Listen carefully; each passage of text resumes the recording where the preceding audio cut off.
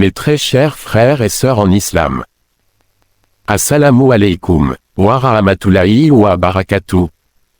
Que la paix soit sur vous, ainsi que la miséricorde d'Allah et ses bénédictions. Merci à tous nos abonnés, anciens et nouveaux, sur notre chaîne YouTube, Inch'Allah. Partagez vos idées sur les thèmes dans les commentaires pour les futures vidéos sur l'islam. Je suis reconnaissant pour votre soutien continu. Aujourd'hui, nous abordons un sujet important. Le dernier des grands signes de la fin des temps est un feu qui poussera tous les êtres humains encore vivants à se rendre dans la région du Shem. Après l'apparition du dernier des grands signes de la fin des temps, les gens seront réunis alors dans cet endroit défini et précis. Comment se rendront-ils sur ce lieu? De trois manières. Certains sur des montures, d'autres à pied et d'autres sur leur visage. La terre se mettra alors à trembler. La terre éjectera ses fardeaux. On demandera par exemple aux nourrissons fillettes, qui ont été enterrées cruellement par leurs parents. Quels péchés ont-elles donc fait pour être enterrées vivantes? Les montagnes seront réduites et nivelées, abaissées à leur maximum, telles de la laine. Les mers et les océans se mettront à bouillir et se déchaîner.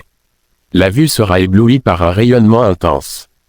La lune s'éclipsera et le soleil et la lune seront alors réunis. Les gens se mettront à courir pour fuir en levant la tête avec un regard hagard. C'est-à-dire égaré et farouche, mais à partir de ce moment précis, personne ne pourra trouver une issue. À quel point ce jour sera terrifiant? Au point où tu fuiras ton frère, ton père, ta mère, ta compagne, et même tes enfants, et bien sûr tes amis. Au point où la nourrice ne se souviendra même plus des enfants qu'elle aura allaités. Au point où les jeunes enfants se mettront à avoir des cheveux blancs tels des vieillards. Au point où toute femme enceinte avortera involontairement de la progéniture qu'elle porte dans son ventre. Au point où les gens seront comme ivres, alors qu'ils ne le sont pas. Oui, ce jour-là, la promesse d'Allah sera bel et bien réalité. Le soufflement dans la trompe interviendra. Toutes les créatures existantes tomberont foudroyées à son écoute. Sauf celles qu'Allah a décidé de préserver. Les créatures demeureront ainsi inertes pendant un certain temps. Puis la trompe soufflera une deuxième fois. Les morts sortiront de leur tombe, tels des insectes éparpillés. Qu'adviendra-t-il de ceux qui se sont fait incinérer ou brûler? Allah nous informe que tous les membres du corps seront réunis. Un à un, organe par organe, phalange par phalange dans la sourate Al-Qiyamah. Le soleil sera alors extrêmement rapproché de la terre, occasionnant une chaleur insoutenable. Dans quel état physique seront les gens? Dans le même état que chacun d'entre nous fut lorsqu'il sortit du ventre de sa mère. Nu et non circoncis. La sueur engendrée par la forte chaleur arrivera pour certains aux chevilles. D'autres au niveau des visages et d'autres si noirs même. Imaginez-vous si chaque âme injuste possédait tout ce qu'il y a sur terre, elle le donnerait pour sa rançon. Qui sera présent? Tous les êtres humains et djinns, que cette terre est connue de Adam, jusqu'au dernier des êtres humains. Mais combien de temps durera le jugement dernier?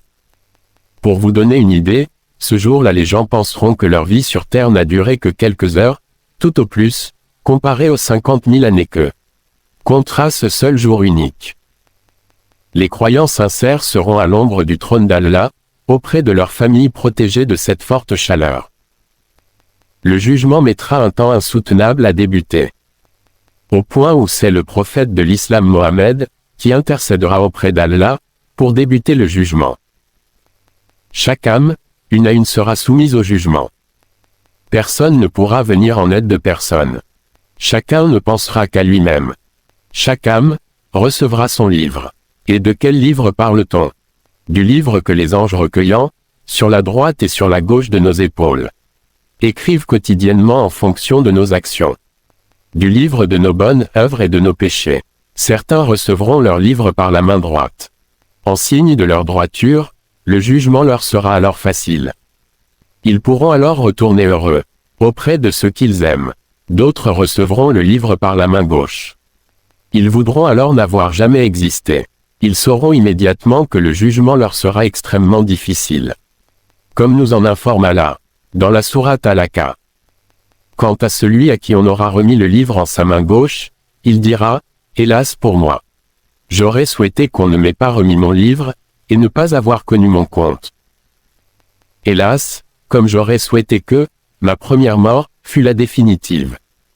Ma fortune ne m'a servi à rien. Mon autorité est anéantie et m'a quitté. Saisissez-le, puis, mettez-lui un carcan, ensuite, brûlez-le dans la fournaise, puis, liez-le avec une chaîne de 70 coudées, liez-le avec une chaîne de 70 coudées car il ne croyait pas en moi. Car il ne croyait pas en Allah, le très grand et n'incitait pas à nourrir le pauvre. Il n'a pour lui ici, aujourd'hui, point d'amis chaleureux, pour le protéger, on demande que l'on installe la balance. L'homme dit, que peut peser cette carte en comparaison de tout mon livre? Allah lui dit, tu ne seras point lésé. Puis Allah ordonne que l'on mette le livre sur un plateau de la balance, et sur l'autre la carte de l'attestation de foi.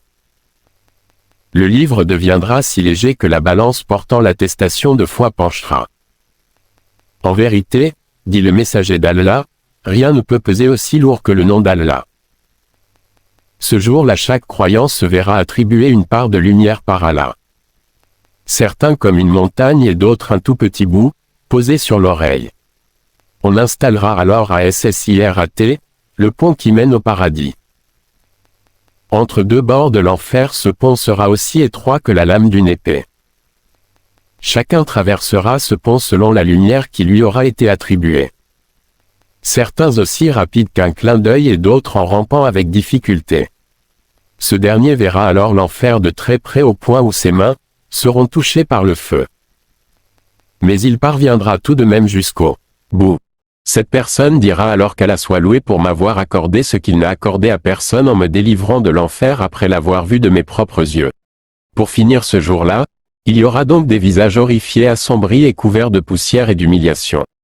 Mais il y aura aussi des visages réjouis, riants qui seront alors autorisés à voir le visage, la face. Le visage de qui? La face de qui? De leur Créateur Allah.